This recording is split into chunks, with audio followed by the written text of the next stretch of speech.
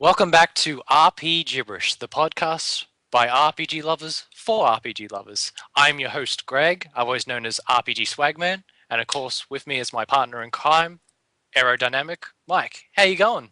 Welcome back. I'm glad to be back for the third episode and looking forward to this upcoming episode.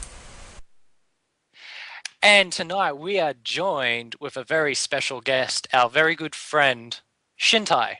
How you going, Shintai? Hey guys, what's up? Thanks for having me. The pleasure's all ours, good sir.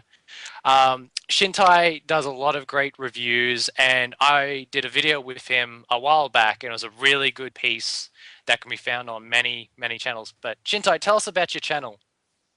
Well, my channel is Shinsai123 on YouTube, and I mainly talk about video games, obviously, but but more specifically, I like to talk about RPGs because honestly, that's my favorite genre. Sometimes I'll delve into like action games as well because I also really enjoy action games like Devil May Cry, but my love for RPGs runs deep.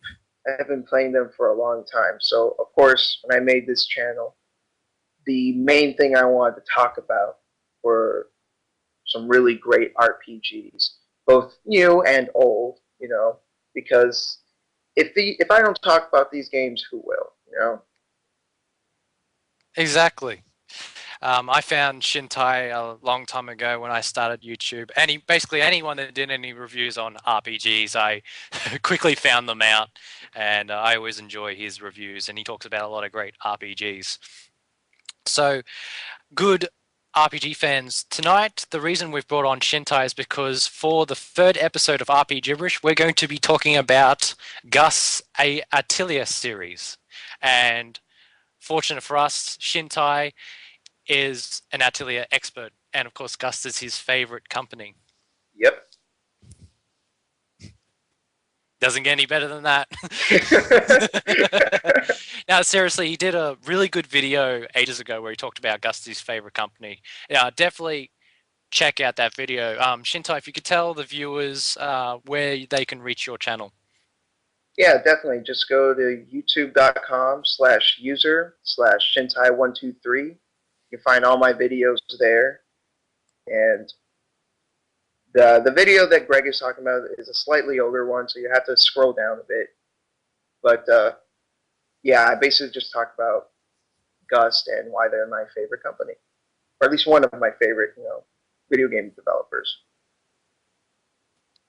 Yeah, I'm actually, I wouldn't say a huge fan of the Atelier series, but I've played a lot of them, so I can add a bit of knowledge to this episode, and so has Arrow. He's played a few. Yes, I've played a few, not all of them, but I'm very psyched, to hear the expertise, of Shintai, who has played many more. Many more. Well, there's been so many Gust games and so many sub-series that we're have to reserving this one just to Atelier because there's a bunch. Yeah, we won't be covering Art and Elico. That'll be another episode down the track, definitely. Yes. Alright. So, I'm interested, I've only played one of the sub games, but how, is the Atelier games? What sets it apart from all the other games? In my opinion, what makes the Atelier series kind of different is that there's a lot of emphasis on alchemy. Now, this is something that's apparent for most games made by Gust. I'd say less so in the Art and Elico series. The Art and Elico series doesn't really focus on the alchemy too much. There's a little bit of item creation, but it's kind of like a footnote. But especially in Art and Elico and in Monachemia, which is all in the same continuity, the alchemy is a big part of the game. Now, this can shy away some gamers. Some of them will see that and are like, oh, I don't really like that. And I can understand that. But I really enjoy it because it makes the game different. A lot of games focus on different things. And with the Atelier series, I find it really interesting that something that's usually kind of like a side thing, something that usually, game developers kind of throw in to spice up the game a little bit. This is something that this series decided to focus on. I really enjoy improving this alchemy system where you can put items together and create something else. You can get different elements. You can go around the world. You can get like fire, water, um, wood elements, all these different things, and you can make synth items you've already previously created on the go. There's a lot of depth to it, and I think that's what really makes this series kind of stand out compared to other RPG series, in my opinion. Yeah, the synthesizing in Atelier is what drew me to it. It's definitely much more in depth, more than any other RPG I've ever encountered. Most of the Atelier games I play, I make sure to make every possible item I can with the resources around me before I progress more into the game's story. And I've just really had fun spending hours just getting as many items I can create, seeing any little hidden story arcs, which I'll probably talk about more that comes apparent into like games like Atelier or Iris. But basically, there's a lot more than just the synthesizing. I always link Atelier more to I hear a lot about more anime fans drawn to Atelier more than any other RPG because there's just of the art design. It's very colorful. It's very vibrant. I know the series has gone through a lot of transitions with their artwork, but it's one of the things that stands out, to me. And one of the games I have not played yet is Mana Cremia, but from what I've seen of the artwork, it is very nice, and it's one of the reasons that I really want to play that game because I really like the look of the characters and how vibrant they look. Uh, but definitely, and one thing I've got to mention that I find very quirky with these games, and I don't know if any of our listeners might know the answer to this. All I have to say is barrel. For all of you that don't understand that, and I don't understand it quite myself, apparently in some of the Atelier games, if you go up to a barrel, the character will very enthusiastically scream barrel out. Like, it's like they haven't seen in a while. It's, the one thing they've always wanted. I'm just like, there's got to be an inside joke that I don't know too about. I think the joke is not telling everyone what it is. So you leave it up to your imagination. What's kind of funny is in Mana Khemia 2, you can't do that. There are no barrels in the game, so they kind of took that feature out. But there is one barrel that you can find in the school that the main characters attend to. There's one barrel and it's kind of stashed away somewhere, and when you approach it, the main character will yell barrel, and then one of the other characters will be like, "What are you doing?" And then the guy will be like, "I don't know. I just felt that I had to say that." But yes, it's a very great episode we've got planned talking about Atelier, and we've definitely got the right person to help us along. Ero, would you like to talk about the history of Atelier and Gus? Alright, sure, I'll talk a little bit about the history of the Atelier series. Now, like we have brought on Shintai, I am by no means an expert. That's definitely why we brought on Shintai, of course, but recently I picked up a fantastic localized art book called the Atelier Series Official Chronicle. It was localized by Udon Entertainment, and it is a fantastic art book of all the Atelier games, but luckily for us it also gives a quick rundown and some history behind all the games in the series all the way up to Atelier Rorona, because this book was brought out in Japan a couple of years ago, so Totori and Moreru were not in the bigs. For anybody interested, this recently released Atelier Series Official Chronicle, so be sure to check it out. In any case, let's take a look at the history of the Atelier series. The first game was Atelier Marie, released in 1997, and it starred our blonde-haired heroine Marie as she moved to Salzburg. And the first couple of games are part of the so-called Salzburg trilogy, which I feel is derived from the Austrian Salzburg, which is a city in Austria. So the game was released in 1997 and had those staple alchemist type of gameplay. Marie moved to Salzburg hoping to become a famous alchemist, but of course some stuff happened, and I figured out that her final exam, she failed on it, so after that, the story takes off. And that's pretty much the first game. It was later ported as well as an updated 1.5 version to both the Saturn and the PC about a year later, and it did pretty well for Gust. It was the first Atelier game. It was definitely a cult hit as well as in Japan, and that was definitely a great start, for the Atelier series. So you basically play as Marie, who is also called Merlone, and there's a huge set of characters, very different from traditional JRPGs. But what I like most about the Atelier series is that it's a very European style of characters. A lot of characters are called, German type names, French type names, stuff like Starkenburg and Salberg and stuff like that. And that's definitely very interesting, and takes its similarities from an anime series called Full Metal Alchemist. Anyways, let's talk a little bit more about the history. The second game was Atelier Ellie, which is the second game in the Alchemist of Salberg series. It was released a year later, again on the PlayStation in 1998, and was also ported to the PC. And this time you play as Elfir Traum, just short for Ellie, and again she is on the quest to become an alchemist. One interesting thing though is that her life was saved by Atelier, or at least Marie Marlone from the last game, and that's why she wants to set out on a quest to become an alchemist herself. Again, a pretty great game from the Atelier series, wonderful illustrations as well, and rounds out the second part of the Salberg trilogy. And there are some recurring characters like Marie from the first game in the second game.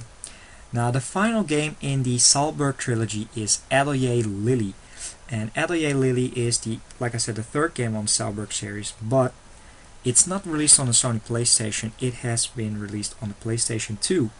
Again, the illustrations are done again by the wonderful Isaimon Yamagata, and the game was released in 2001. Now the game basically takes the player back through time to actually have a hand in building the Salberg Academy, where the previous titles took place, so this is more a prequel.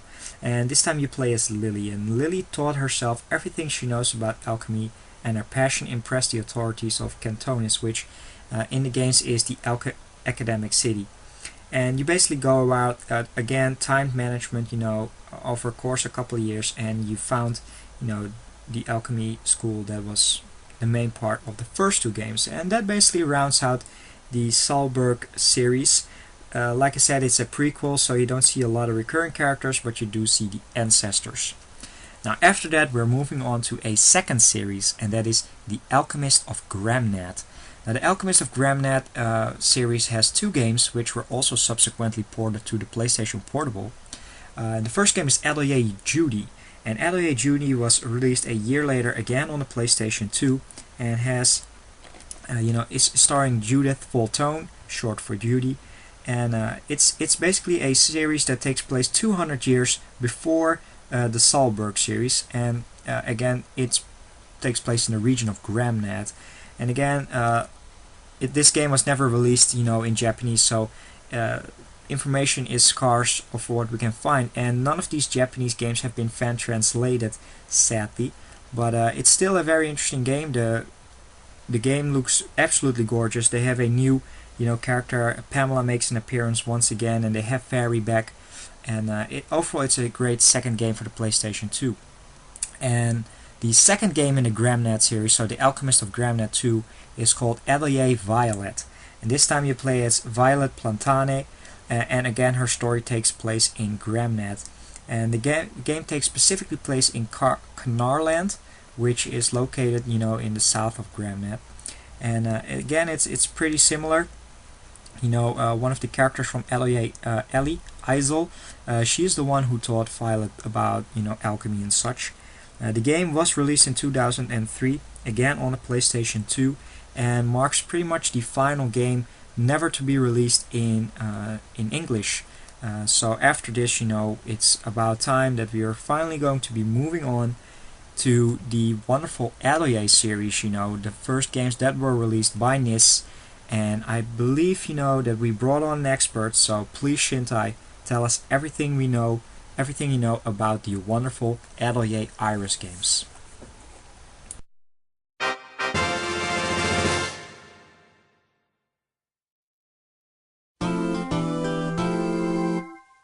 Well, the Atelier Iris series is mainly three games on the PS2. There's Atelier Iris Eternal Mana, Atelier Iris 2, the Azov Destiny, and Atelier Iris 3, um, the Grand Phantasm.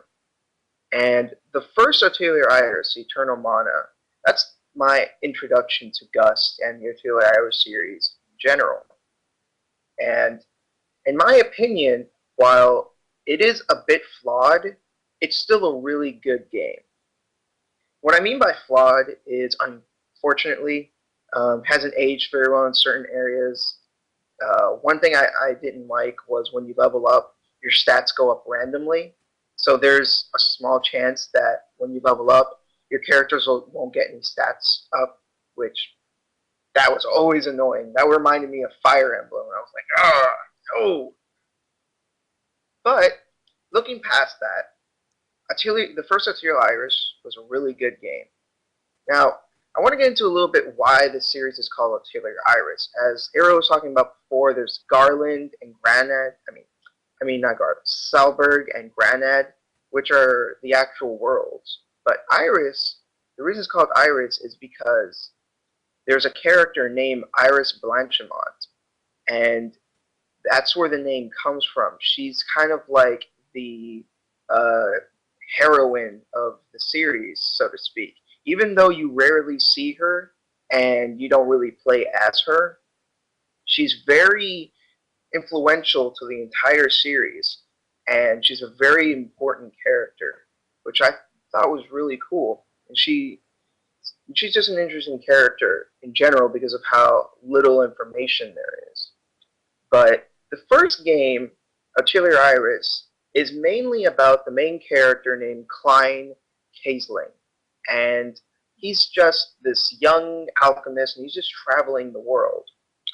And he finds this girl who's named Lita Blanchimont, who is this girl that has like these claws on her, on her hands, and not literal claws. It's an equipment.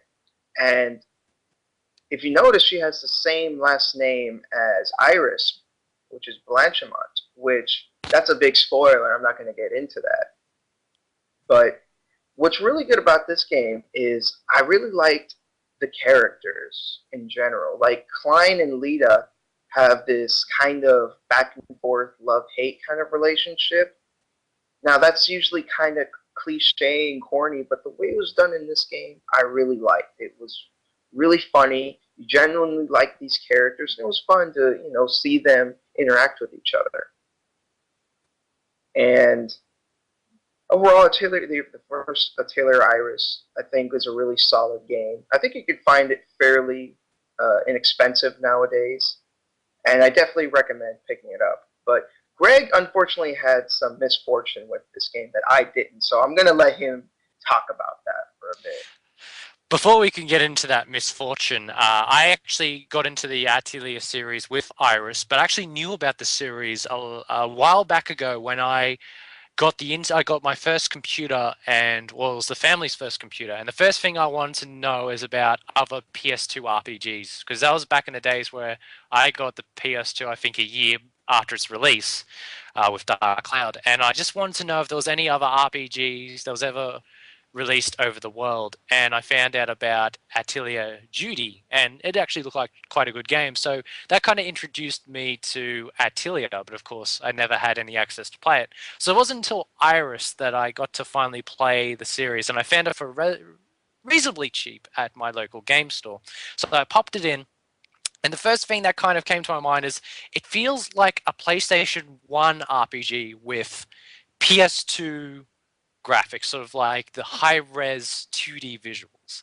And I'm an old hat at RPG, so I liked how old school the game was.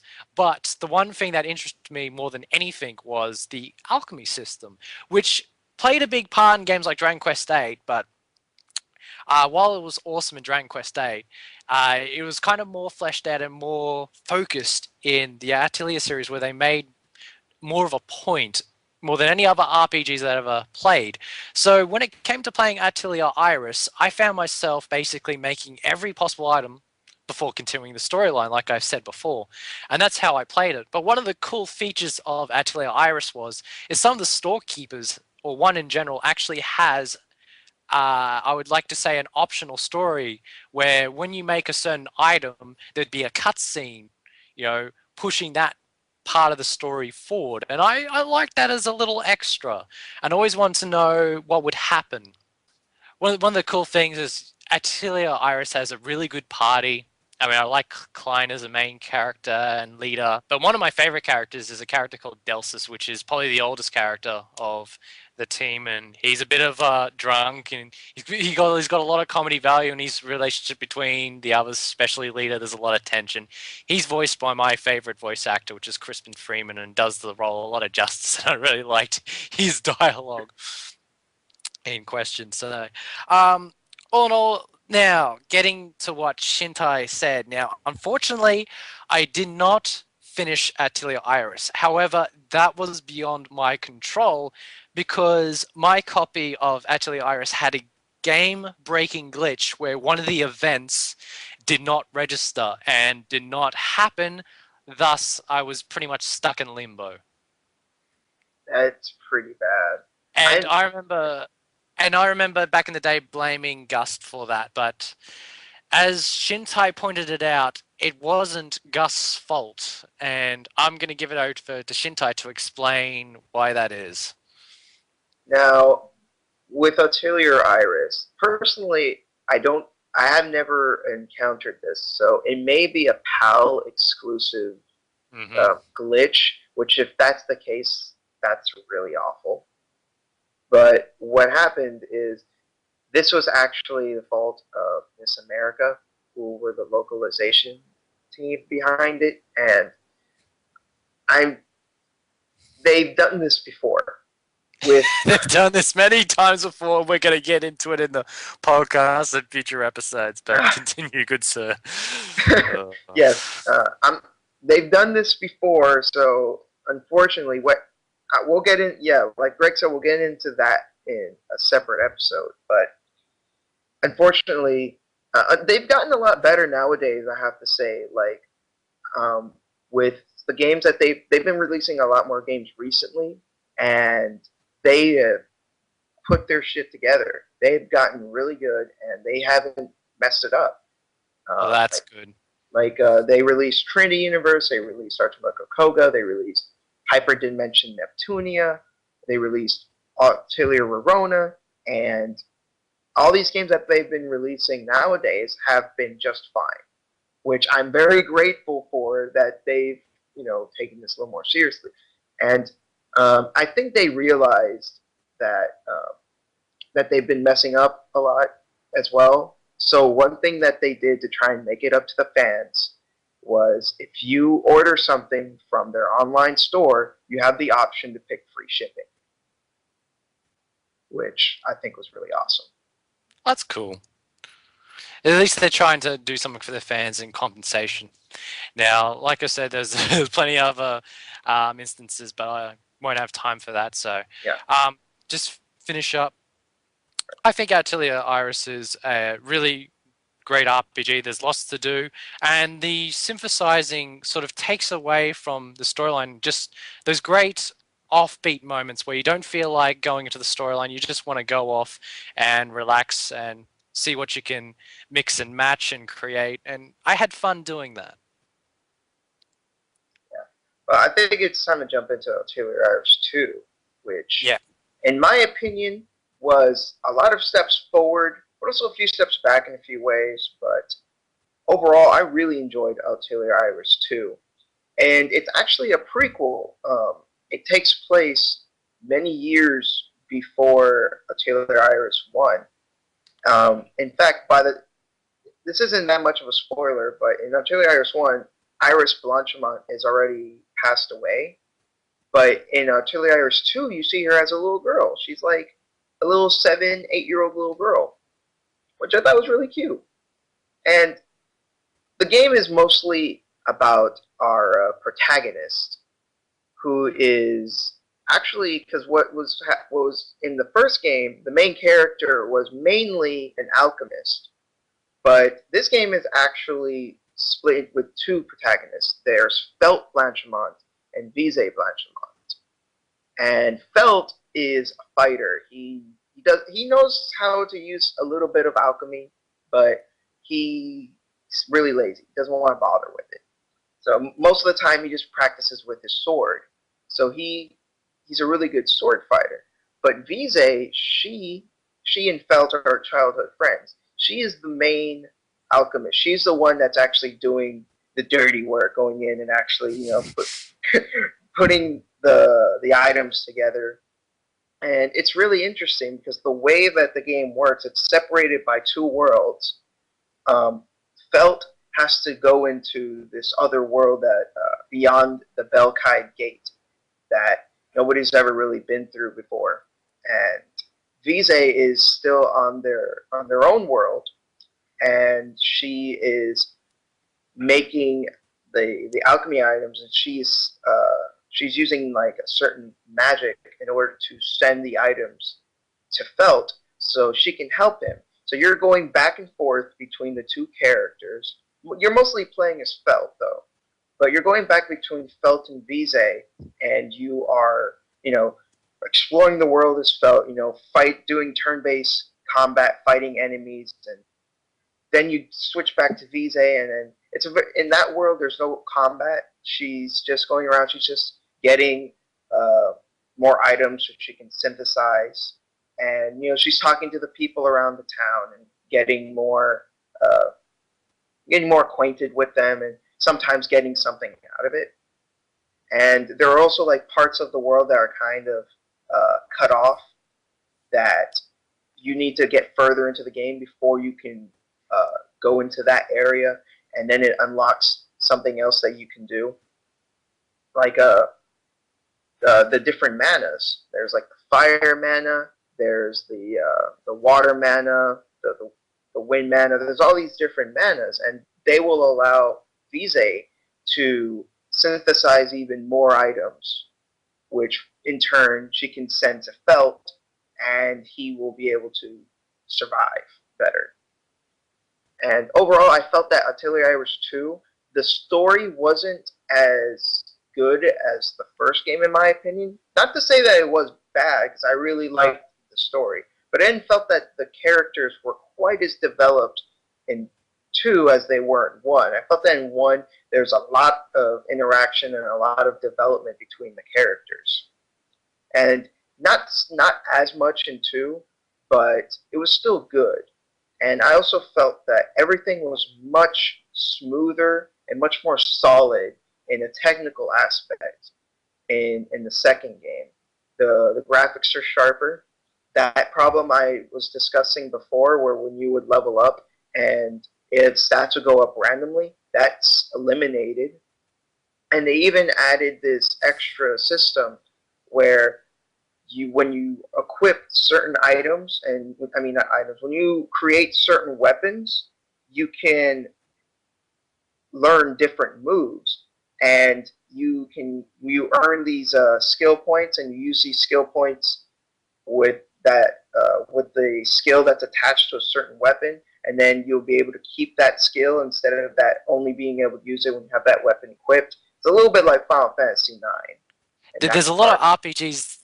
Sorry to interrupt you, but there's a lot of RPGs that use that system. It's actually one of my favorites.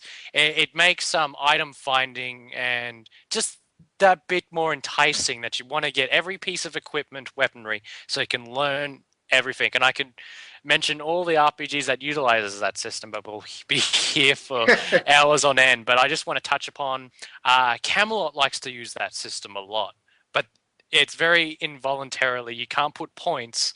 You just have to use the weapons a lot, and it'll automatically learn the skill after a fair number of uses. That happens a lot in Shining. It happens in Shining Force 3, and it happens in the Golden Sun games, especially in Dark Dawn, where you learn the skills based off the weapons, and your character can permanently use them. So I always like games like that. It's a shame that I actually never got to play Atelier Iris 2 that much. I think I popped it in for a couple of hours and got sidetracked, never got back to it. So I can't really say much on this subject, but I'll that Shintai continue?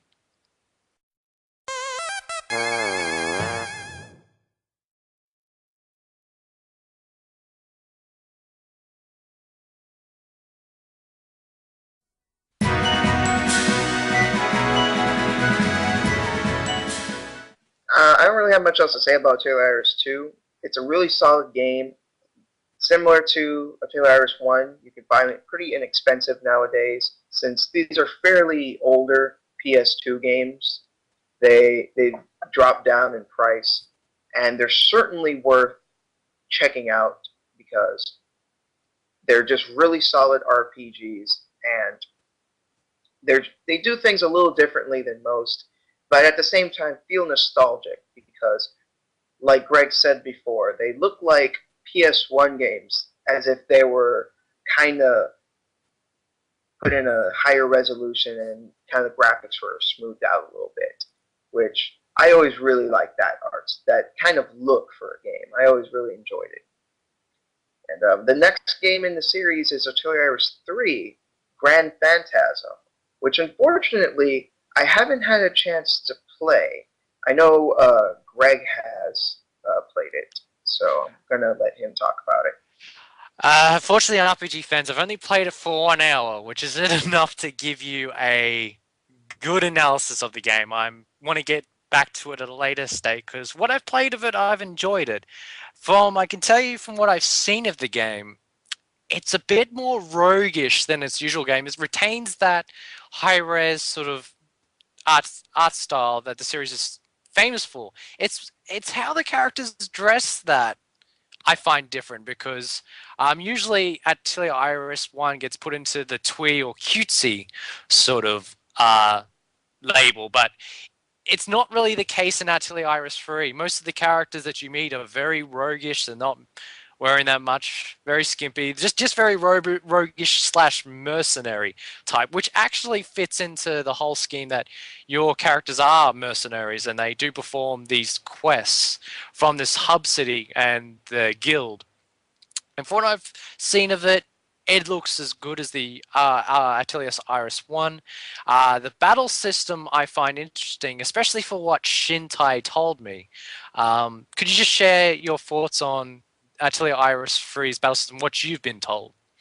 Well, what I've been told that not just the battle system, but like the general structure of Atelier Iris 3 is very similar to the first one, Alchemia. Some people have told me that Atelier Iris 3 is, in a lot of respects, a prototype for the first Monachemia, which I find pretty interesting, especially considering I really, really enjoy Monachemia. And we're going to segue into Monachemia as well. And Monachemia is basically a series that's still in the same universe as the Atelier Iris series, and still retains many of the same mechanics and elements that were found in the previous Atelier Iris games. But it's still its own different series, and it still plays like its own game series. Because primarily with Monachemia is alchemy is considered like this fine art of sorts, and there's actually there's a school for alchemy. You can go to this school to learn how to do alchemy, and that's essentially what Monachemia is all about. You are a student at this school, and a lot of people kind of make comparison from Monachemia to Persona 3 and Persona 4 because both games have to do with going to school. But the difference being is in Persona 3, the school element of the game and the combat and the story of the game are kind of separate from each other. While in Monachemia, your school assignment is to go to this area and fight some monsters. That's your school assignment. Depending on how well you do, you'll get a grade for it. If you kick the crap out of those monsters, you get an A. As I wish we had that in real life. Get some straight A's and beating down some fools. And it's the way it works in this game is actually pretty ingenious because if you do certain things right, if you do the mission quickly, or the assignment in this case, you do it quickly, you do it well, the game rewards you. You have more free time, which is true for real life. The better and faster you do your work, the more free time you have. And what there's different days in the game, and every day is like its own block. And if you have a free day, this allows you to do other things. You can actually do sub quests for each character. You have all your different characters, and you can do their sub quests, and you get to learn a little more about them. And this also allows you to have like a character specific ending with that character. But I think the thing that makes Monachemia really stand out is how fast paced the combat system is. The combat system in Monachemia is awesome. You have characters jumping in, slashing enemies up, and then you can call a character from your back row, from like your reserves, to jump in and attack the enemy, and then that character will take the place of the character from before. It's great. There's a lot of complexity to the combat system. My only real complaint with the combat in the first Monachemia is that it takes a very long time before the combat fully opens up. I think it was around 30 hours into the game until the combat system was fully realized, and I could do all the different aspects of the combat that allowed me to, like the over limits and being able to switch characters back and forth from the front row and the back row. But the combat system is really fast paced and really fun, and just an absolute blast, and easily one of the best battle systems I've seen in a while for an RPG, period, for a turn-based RPG. And I know Arrow wanted to talk a bit about the first Monachemia as well, so Oh yes, definitely. Monachemia is one of the few games, pretty much the only game in the Atelier series that I've been able to play. I've been collecting the Gust games, for a very long time, but due to the fact that I don't own an NTSC PlayStation 2, I was only able to play my PAL copy of Monachemia. And I played it for a while last year, and I recently got back into it and finally finished the game. And in my opinion, it's indeed a very, very interesting RPG. The battle system is definitely the high point, in my opinion, of the game. It reminded me very much of Final Fantasy X, where you're able to swap in your characters from your reserves as well. But like you said, it's more fast-paced. You get a lot of turn bonuses, if you swap your characters in and out. And for my first experience with the Atelier series, I have to say, it's a very light-hearted RPG series. I really liked it. The school life, at times was of course interesting, but at times, I felt it was a little bit too light-hearted. And as a die-hard veteran from Shin Megami Tensei, for instance, I felt that the story was a little bit too easygoing. But overall, what I've played, it was a very charming, very unique looking RPG. I kind of like the environment, the isometric views and such. And for first experience, I really enjoyed it, and I can't wait, and hopefully at some point I will be able to check out the sequel, Monachemia 2, which, like you said earlier in the podcast, sadly never was released in the PAL regions. And hopefully check out, some of the newer games that we'll talk about in a second. But from what I've played, from Monachemia, it's an interesting RPG series. But you have to know what you're getting yourself into. Like Greg mentioned earlier, the synthesizing, alchemy part cannot be for everyone. And while I enjoyed it, it is definitely not something that I would want to do, 3 games in a row. And I have to size these games, for months apart. But it's an interesting game and interesting gameplay series, and I'm interested, to see how the sequel improved, on the original. But like I said, I haven't played it. But Shintai, I believe you believe that's one of your favorite games from Gust. So tell us all about it.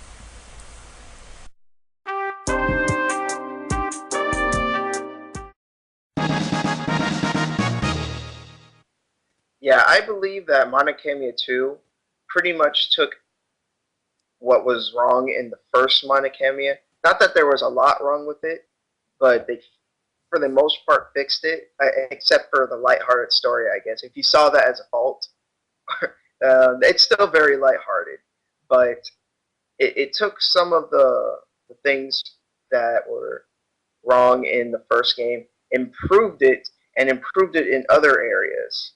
Um, Yep. and the battle system in Monocamia 2 was improved upon, which I thought was incredible because I thought the battle system in the first one was already really good. One of the things that I noticed right away was it didn't take nearly as long as it did in Monocamia 1 to see everything that the battle system had to offer. And I thought this was much better because while I do understand kind of leaving certain aspects of the game for a later part, so when you get to it, it freshens up the experience more. But I felt that the first Monocamia took way too long, and that this second game, it was just right. It didn't give it to you right at the beginning of the game, but it introduced it to you at the different elements at a nice steady pace, and you were able to understand everything as you went along fairly well. And the combat in this game is just significantly better. Uh, First of all, there's actually 2 campaigns. Actually, the original game you only played as Bane, and in this game you play as either Raze or Orica. I've beaten the game as Raze, and I've played a good chunk of the game as Orica. And what's interesting is that they have their own parties, and it's basically the same story for the most part, but they see it in different perspectives, and different things happen. And considering that it's 2 different parties, they also fight differently. So you have to use different strategies depending on which campaign you decide to play on. It also changes how you do alchemy, because one of the interesting things about Monocamia is when you're doing the alchemy, you can actually have your teammates, because all of them are alchemists. They can help you out. They can make it so that if you're trying to use items that are mostly fire based, this one character who is a fireman, he'll come in and be like, "Oh, I'll help you out," and all the items that have a fire element, it will be much easier for you to make a more refined version of that item. And if you're using the ice manish, same rules apply. But if you're playing with Orica, obviously it's a different team. It's different characters. So when she's synthesizing items, she has different bonuses because of the different characters. So instead of having the fire and ice mana that Raze does, she instead relies on the other characters. Like she has her creepy friend, the one that always carries a book, and she's really into like dark magic and like all these different dark voodoo stuff. So she's really good when it comes to like mysterious items. And I think this adds a really nice layer of depth to the game. It really gets you motivated to want to play as both campaigns, because they are, fairly different. And going back again to the battle system, you have these 2 different parties with vastly different fighting styles. Even though it's still turn-based, it does feel like you're playing with, different characters.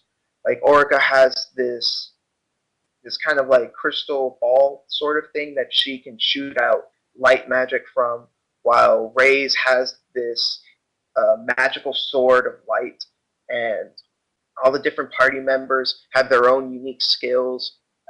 And there's a certain aspect of the combat system where, depending on like how much of your gauge is filled, you can go into like a kind of like an over limit kind of mode where everyone's attack power goes up. And when you do the attack where somebody jumps from the back row, instead of just doing their normal attack, they'll do a completely different attack. And then you could do like co-op skills where the both of them will attack at the same time, and then the other one will jump in with an even more powerful attack. Different things like that.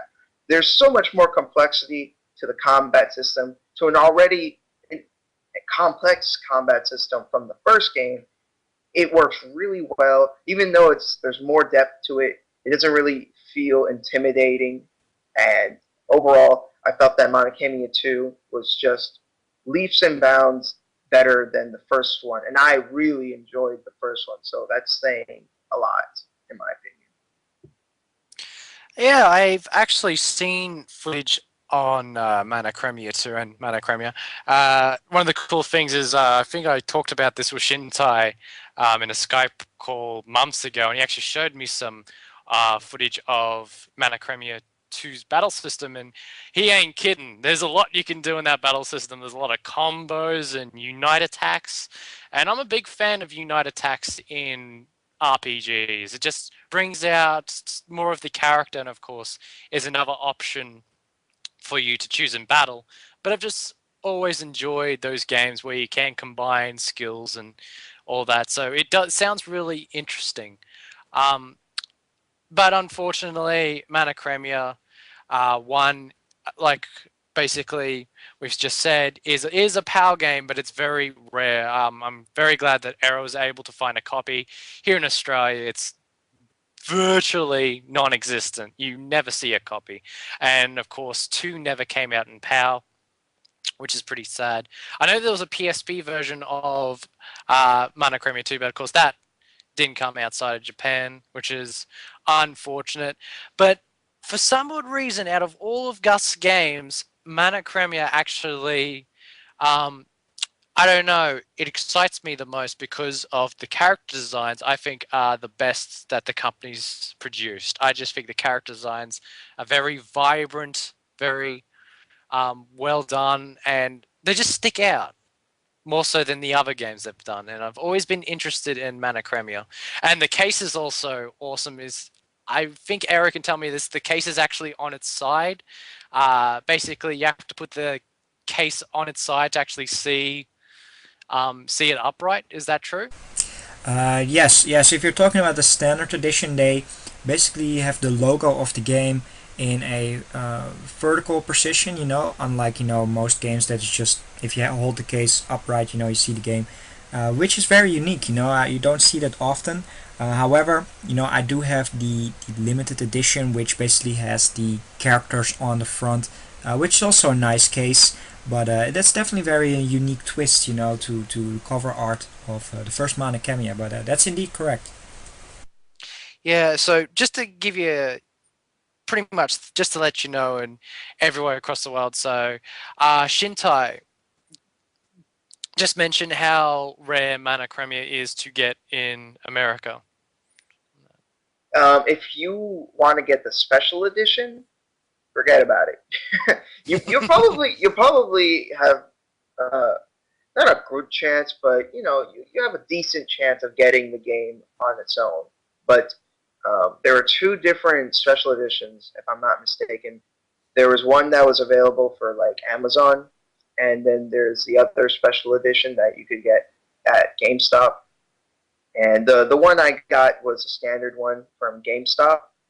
That one comes in a box with a poster and the soundtrack, and it's a fairly nice little special edition. I really like the poster, actually. One of these days I want to get it framed, because I want to get all the posters I have framed one of these days because they're really nice, very well drawn. I agree with what Greg said before. The art for the series is very well done. It's very colorful, very bright, very nice looking. But yeah, in general, I would say that you might have a little bit harder of a time finding games kind of released by Miss America in general, along with Atlas. I would say those two companies in general, you'll have a harder time finding their games as opposed to other companies. But if you dig deep enough, you look around, you'll eventually find them, and maybe you'll find them at a good price. But yeah, unfortunately, these games aren't as easy to come by as your other, more well-known series, which is definitely a shame because these games really deserve to be played by more people, in my opinion.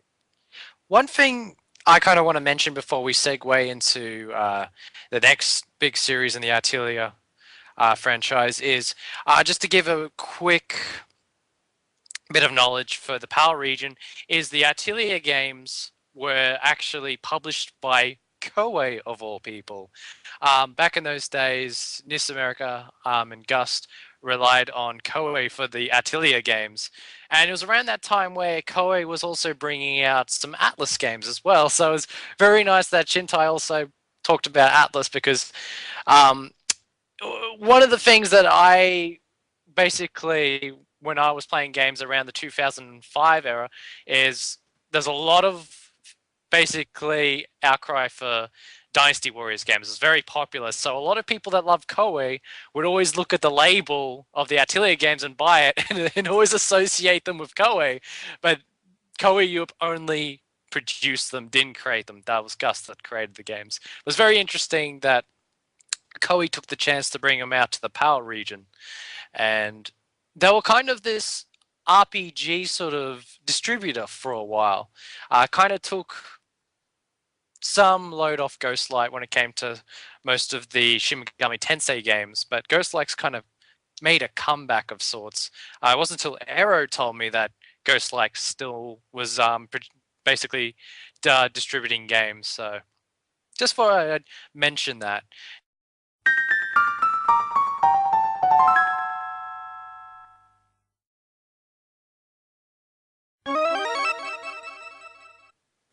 For the next part of the Atelier series we're going to talk about is probably one that a lot of PS3 owners have the chance to play, and of course that is Atelier Rorona. Shintai, would you do the honors? Gladly. Atelier Rorona is the first part of the Garland series, which is basically about this girl. Her name is Rorona, and she, unfortunately, is the assistant of this really lazy alchemist. And nobody in town really likes her. Nobody really trusts this. I don't like her. I've only played the game for 3 hours and I don't like her. Nobody in town likes her either, so you're part of the consensus. But Atelier herself is a really nice girl. She's very earnest and kind of naive. And what ends up happening is this lazy girl or woman or whatever decides to give the alchemy shop to her instead. She makes it sound like she's doing it because she wants to see her grow up and blah, blah, blah. But she probably just did it because she's lazy and didn't want to bother with it anymore. Yep. Oh, dear. But what ends up happening is the castle, the kingdom, they send a knight over and he basically tells them that they're going to close this place down if they don't do these assignments and they don't produce more revenue because they're, as of now, are just kind of there and they're not really doing much. Nobody really likes the place. Nobody really goes there. So the point of the game is basically you play as Rorona and you have a limited amount of time. it's not really based on time though. It's more like Persona 3 where it, you can run around the room indefinitely. That doesn't matter. Depending on what you do, there are certain things that'll cost a certain amount of hours or even a full day, and you you need to fulfill the conditions of these certain assignments that are given to you. Some of them are simple, some of them are complex, and the game also has turn-based battle system, which is actually very simple. It's very basic. There's really not a whole lot to it, but I think that's mostly because the game focuses more on this basically this time management system that they've got going for it, and of course the familiar alchemy system. And I haven't played the game too much. I did play a nice chunk of it, and the reason is because the game is a little intimidating the with the basically the not really the time limit, so to speak, but it, this aspect of the game where you only have a certain number of days, and that can be kind of intimidating for some gamers. And I would think that most people need to get in the right mindset before they jump into something like that. Yeah. But the game has already spawned two sequels, Atelier Maru and Atelier Totori, which I believe Miss America's also going to be bringing out in glorious special editions, like they did with Atelier Rona, which I also did get the box set for Atelier Rona. If you're curious what that has, there's plenty of videos of people unboxing it. But to give you a quick rundown, it's basically the game, obviously, in this big box. And the reason the box is so big is because it comes with an art book. And the art book is hardcover, comes with these great concept arts of the characters, a little bit of author's notes here and there. Very nice art book. And what's great about Miss America and Atlas in general, which I probably should have mentioned before, is most of their special editions, unless you're getting like this, one of the premium ones, like Disgaea 4, most of them are at a $60 price. They're at or however it is in other countries. It is the normal price that you would buy for a game, but it comes with more stuff. And that's something I've always appreciated from Atlas, and I've always appreciated from Miss America. And it looks like with Atelier Totori and Atelier Maru, they are going to continue with this, and they're going to, basically give you extra stuff along with the game. Unfortunately, here in the glorious PAL land, even though games are multi-region for the PS3, the release in Europe and Australia was just the game, basically. Yeah, but just to give some quick thoughts on my experience with Atelier Rona, I played it for about good 3 hours just to prepare for this podcast. And I must admit, the first hour I was ready to. Like Shintai says, the game is very intimidating with the time management, but it also adds to the strategy of the game. Sort of basically, you've got to plan beforehand how to use your time wisely, and I basically played the game for a bit more, and as I progressed, I kind of started to enjoy the game just a bit more. But there is a lot of reasons why you would be intimidated, like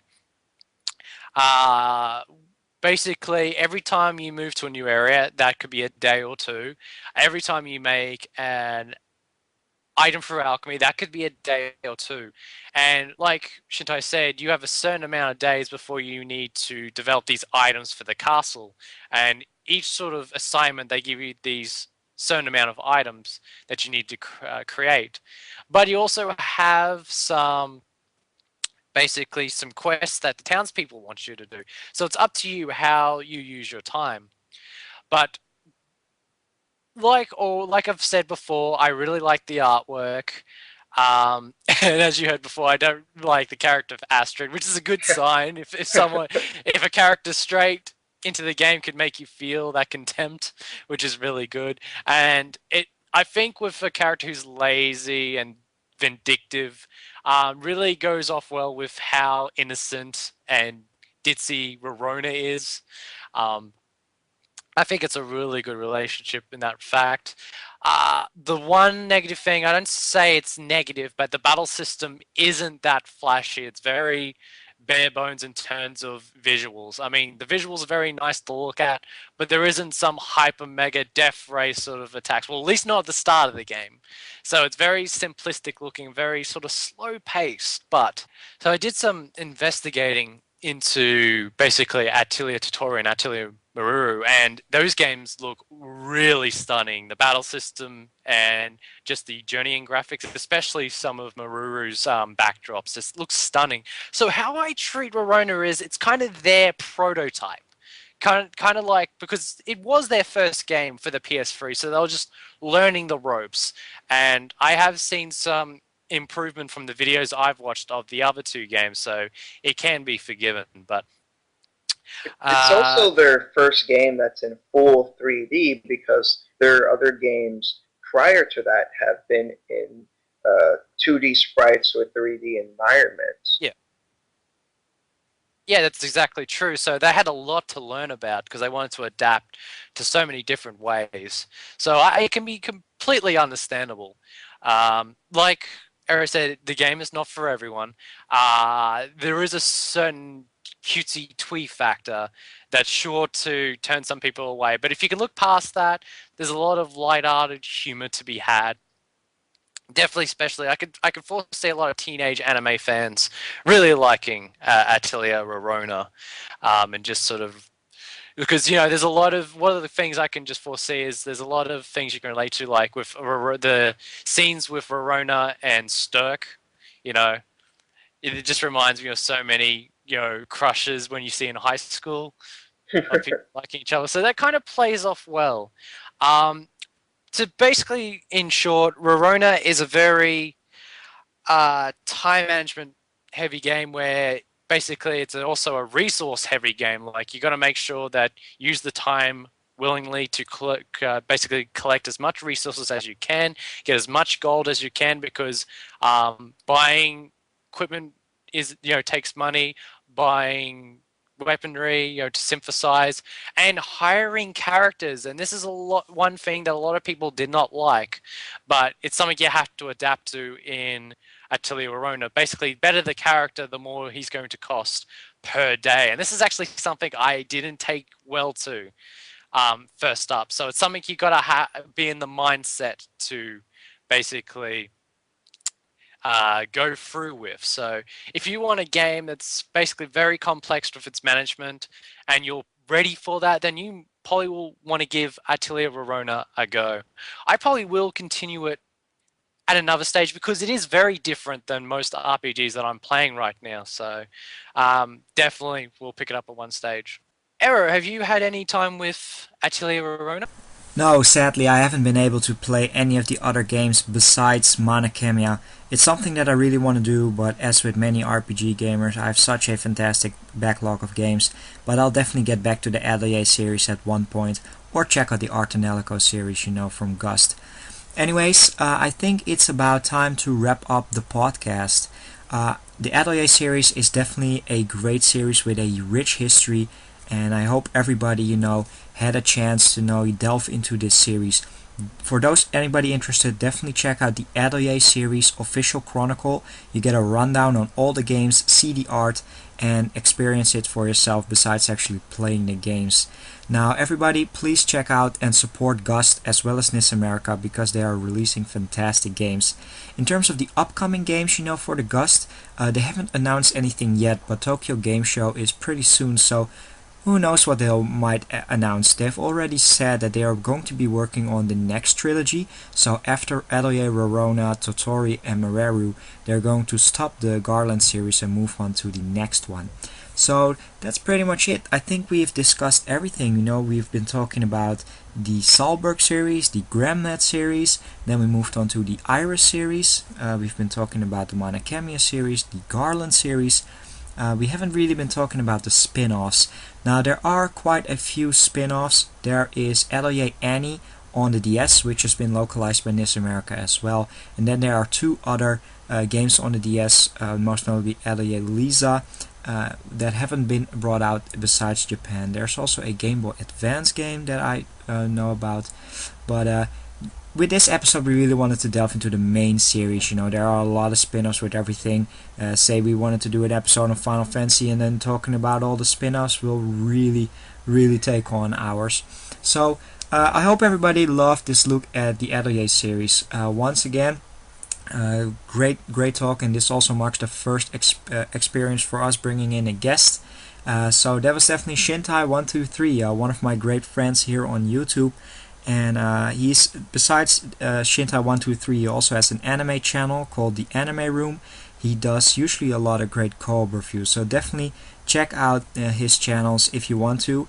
He is also on Mondo Coolcast, his own podcast on gaming, but I believe he is also on another website pretty recently. Please, Shintai, tell us all about it, and just talk about the other website that you're participating on.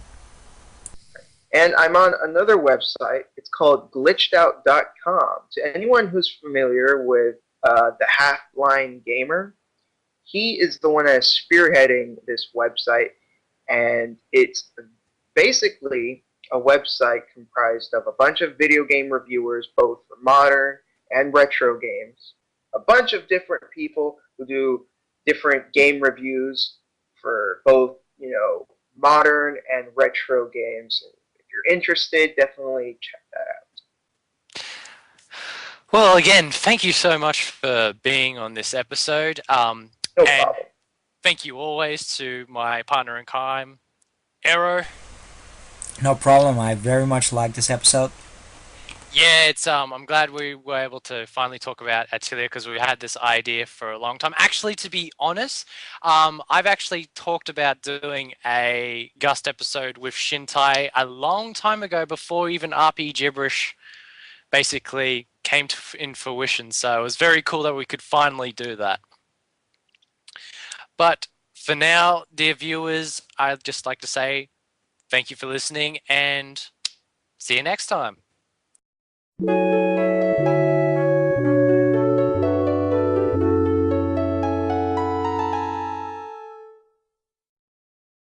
That, and I can understand that, but I really enjoy it because it makes the game different. A lot of games focus on different things, and with the Atelier series, I find it really interesting that something that's usually kind of like a side thing, something that usually, you know, game developers kind of throw in to spice up the game a little bit. This is something that this series decided to focus on. I really enjoy improving this alchemy system where you can put items together to create something else. You can get different elements. You can go around the world. You can get like fire, water, wood elements, all these different things, and you can make items you've already, you know, previously created on the go. There's a lot of depth to it, and I think that's what really makes this series kind of stand out compared to, you know, other RPG series, in my opinion. Yeah, the synthesizing in Atelier is what drew me to it. It's definitely much more in-depth, more than any other RPG I've ever encountered. Most of the Atelier games I play, I make sure to make every possible item I can with the resources around me before I progress more into the game's story. And I've just really had fun spending hours just getting as many items I can create, seeing any little hidden. Because if I don't talk about these games, who will? You know. Exactly. I found Shintai a long time ago when I started YouTube.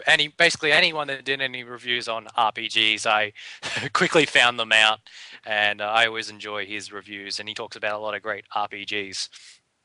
So, good RPG fans, tonight the reason we've brought on Shintai is because for the third episode of Rpgibberish, we're going to be talking about Gust's Atelier series. And fortunate for us, Shintai is an Atelier expert, and of course Gust is his favorite company. Yep. Doesn't get any better than that. Now, seriously, he did a really good video ages ago where he talked about Gust's favorite company. Yeah, definitely check out that video. Shintai, if you could tell the viewers where they can reach your channel. Yeah, definitely. Just go to youtube.com/user/Shintai123. You can find all my videos there. And the video that Greg is talking about is a slightly older one, so you have to scroll down a bit. But yeah, I basically just talk about Gust and why they're my favorite company, or at least one of my favorite, video game developers. Yeah, story arcs, which I'll probably talk about more. That comes apparent into like games like Atelier or Iris, but basically, there's a lot more than just the synthesizing. I always link Atelier more to.